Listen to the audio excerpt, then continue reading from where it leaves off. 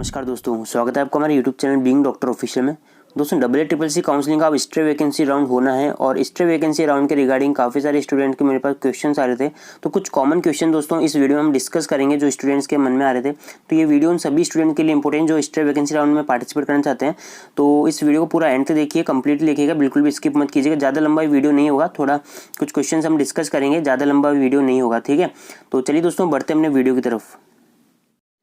तो सबसे पहले तो दोस्तों एक बार फिर से क्लियर कर दे रहा हूँ आपको स्ट्रे वैकेंसी राउंड के रिगार्डिंग। मैंने अपने लास्ट वीडियो में बोला था लेकिन शायद आपने सुनी नहीं होगी। मैं फिर से एक बार रिपीट कर देता हूँ कि स्ट्रे वैकेंसी राउंड जो होगा दोस्तों वो केवल जो सेंट्रल यूनिवर्सिटीज़, डीम्ड यूनिवर्सिटीज़ या नेशनल इंस्टीट्यूट से इनका होता है, ठीक है। जो government and government aided colleges हैं दोस्तों वो थर्ड राउंड या मोपर राउंड के बाद में जो है वो सीट जो है ट्रांसफर कर दी जाती है स्टेट कोटे को ना। अब वो स्टेट कोटा के थ्रू फिलअप होती है। जो स्ट्रे वैकेंसी राउंड होगा केवल दोस्तों वो in central university, deemed university and national institutes के लिए ही होगा। और ये जो है दोस्तों इस स्ट्रे वैकेंसी राउंड के लिए जो एलिजिबल कैंडिडेट की लिस्ट है इन सभी universities, deemed universities, central universities को ट्रांसफर कर दी जाती है ना, जो एलिजिबल कैंडिडेट्स है ना। और साथ ही कौन कौन इनएलिजिबल है उन सभी की लिस्ट, यानी कि कौन अब आगे पार्टिसिपेट नहीं कर सकता काउंसलिंग में। जैसा कि मैंने आपको पहले भी कहा था कि ऑल इंडिया कोटा में अगर कुछ कैंडिडेट्स अगर सीट ज्वाइन करने के बाद छोड़ते हैं तो वो स्टेट कोटा में जो है पार्टिसिपेट नहीं कर सकते काउंसलिंग में। तो ऐसे इनएलिजिबल कैंडिडेट्स की लिस्ट भी जो है मिनिस्ट्री ऑफ आयुष जो CCC है दोस्तों वो स्टेट अथॉरिटीज़, काउंसलिंग अथॉरिटीज़ को भी ट्रांसफ़र कर देती है और इन यूनिवर्सिटीज़ को भी ट्रांसफ़र कर देती है ताकि जो है इनएलिजिबल कैंडिडेट्स पार्टिसिपेट न कर पाएँ आगे वाले राउंड्स में, ठीक है। तो ये बात यहाँ पर आपको क्लियर हो जानी चाहिए कि स्ट्रे वैकेंसी राउंड केवल इन deemed university, central university and national institutes के लिए ही हो रहा है, ठीक है। और जो बाकी के और बाकी जो गवर्नमेंट एंड गवर्नमेंट एडेड की जो कॉलेजेस हैं वो स्टेट कोटा काउंसलिंग के थ्रू भरी जाएगी अगर कोई वैकेंट सीट रहती है तो, ठीक है। तो ये बात आपकी क्लियर हो जानी चाहिए। अब नेक्स्ट जो कॉमन क्वेश्चन आप सभी का आ रहा था दोस्तों कि रजिस्ट्रेशन सर इसके कब से स्टार्ट होंगे स्ट्रे वैकेंसी राउंड के लिए।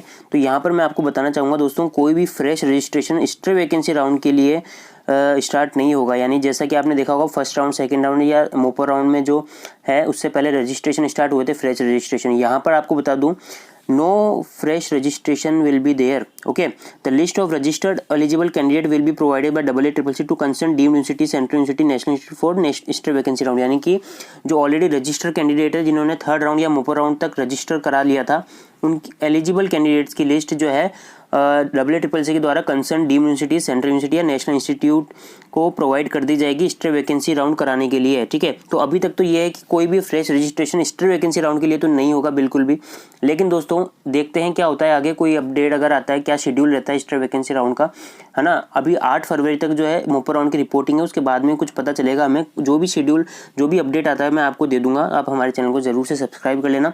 फिलहाल तो दोस्तों आपको यहाँ पर एक और चीज़ बता दूं, जैसा कि आप सभी को पता है MCC की जो काउंसलिंग हुई थी उसमें स्ट्रे वैकेंसी राउंड के लिए एक और मौका दिया था आपको रजिस्ट्रेशन का। तो हो सकता है यहाँ पर भी आपको मिल जाए, लेकिन अभी तक में तो दोस्तों यही है क्लियर कि कोई रजिस्ट्रेशन नहीं होगा, फ्रेश रजिस्ट्रेशन। अगर होता है तो आपको जो है अपडेट में दे दूंगा, आप जो है हमसे जुड़े रहिए। तो यहाँ पर आपका क्लियर हो गया होगा डाउट कि फ्रेश रजिस्ट्रेशन नहीं होगा स्ट्रे वैकेंसी राउंड के लिए। जिन्होंने थर्ड राउंड तक में रजिस्टर कर दिया था अब तक, है ना, तो वही पार्टिसिपेट कर सकेंगे जो एलिजिबल हैं, ठीक है ना।